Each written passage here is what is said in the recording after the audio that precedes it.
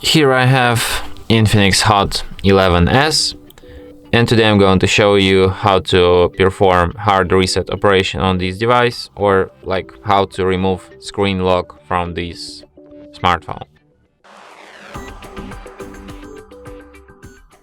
So, like in a case if you find yourself in a situation when you forget your pattern or PIN or password and you can't even unlock your smartphone, so what you have to do in this kind of miserable situation?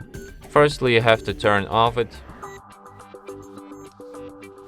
off by holding down power key. Hold down power off. Wait for it to turn off completely.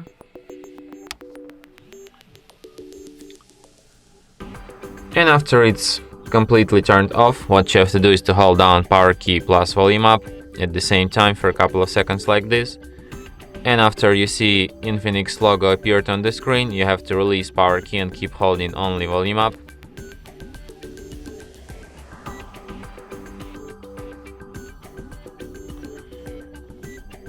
Just like this.